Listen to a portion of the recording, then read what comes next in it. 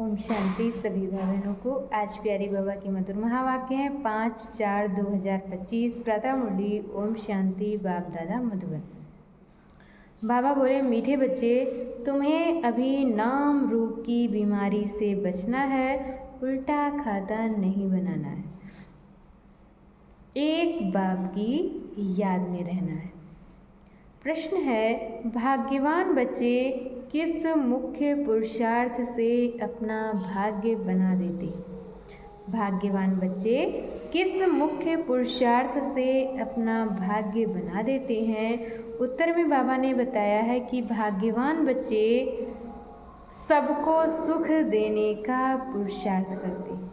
जो भी बाबा के भाग्यवान बच्चे होते हैं वो सभी को सुख देने का पुरुषार्थ करते हैं। मनसा वाचा कर्मणा, कोई को दुख नहीं देते हैं।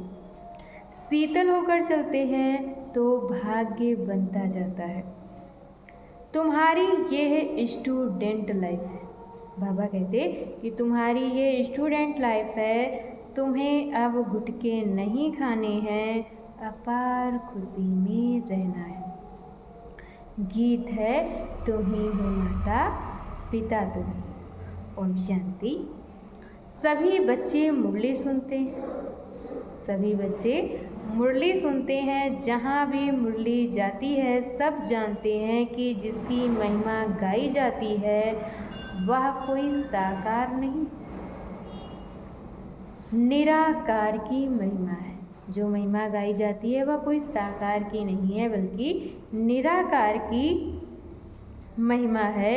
निराकार साकार द्वारा अभी सम्मुख मुरली सुना रहे हैं।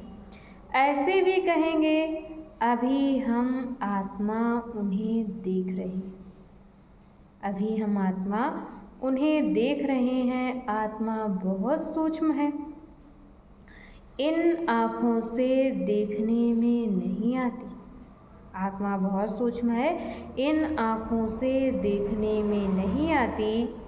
भक्ति मार्ग में भी जानते हैं कि हम आत्मा सूक्ष्म है, परंतु पूरा रहस्य बुद्धि में नहीं है कि आत्मा है क्या।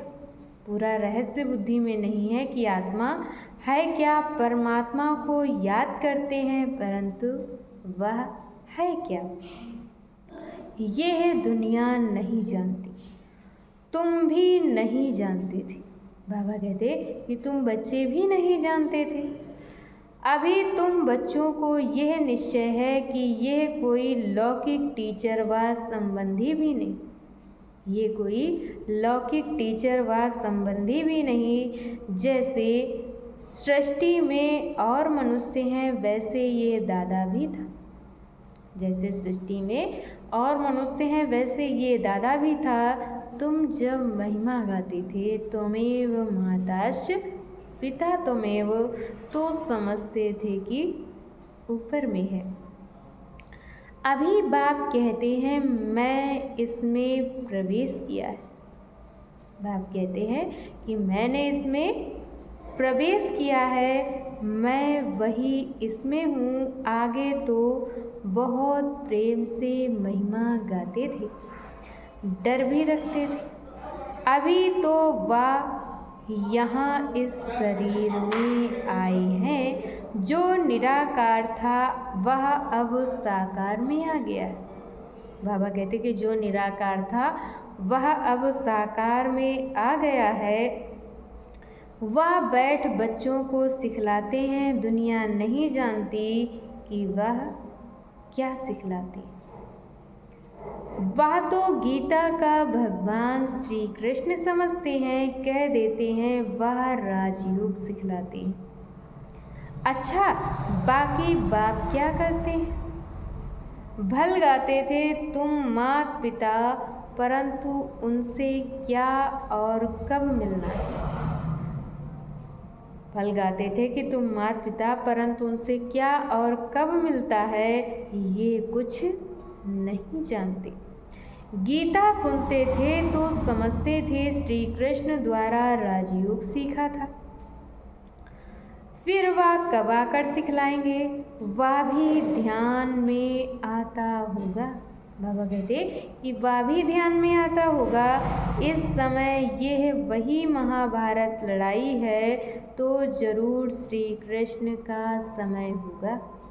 ये वही महाभारत लड़ाई है, तो बाबा कहते जरूर श्री कृष्ण का समय होगा, जरूर वही हिस्ट्री ज्योग्राफी रिपीट होनी चाहिए। दिन प्रतिदिन समझते जाएंगे, जरूर गीता का भगवान होना चाहिए। बरोबर महाभारत लड़ाई भी देखने में आती है, जरूर इस दुनिया का अंत होगा। बाबा कहते कि महाभारत लड़ाई भी देखने में आती है, तो जरूर इस दुनिया का अंत होगा।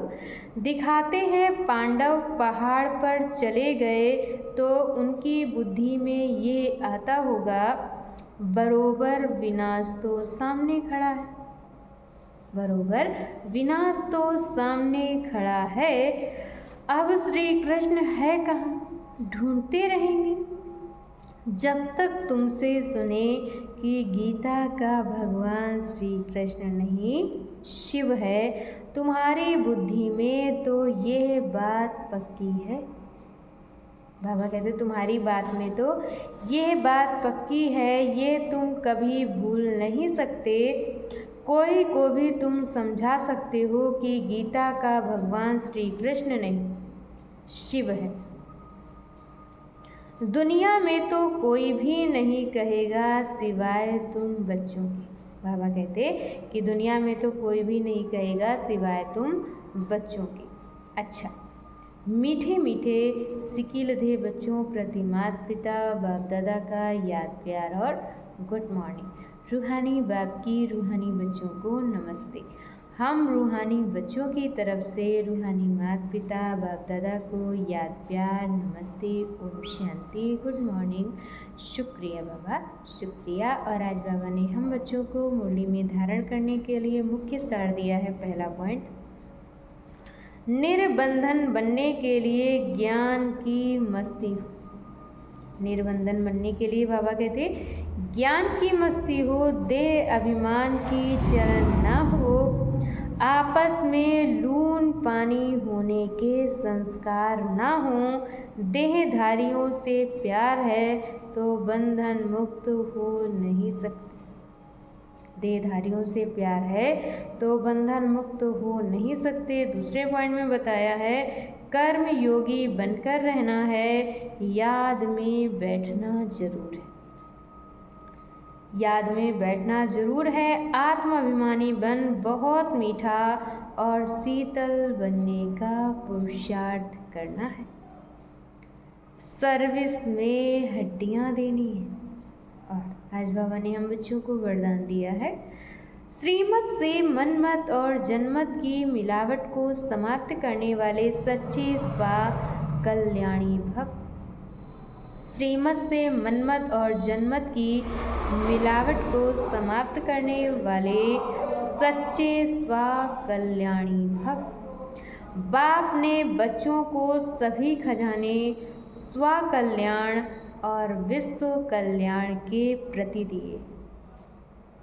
बाप ने बच्चों को सभी खजाने स्व कल्याण और विश्व कल्याण के प्रति दिए हैं, लेकिन उन्हें व्यर्थ तरफ लगाना, अकल्याण के कार्य में लगाना, श्रीमत में मनमत और जनमत की मिलावट करना, यह अमानत में खयानत है।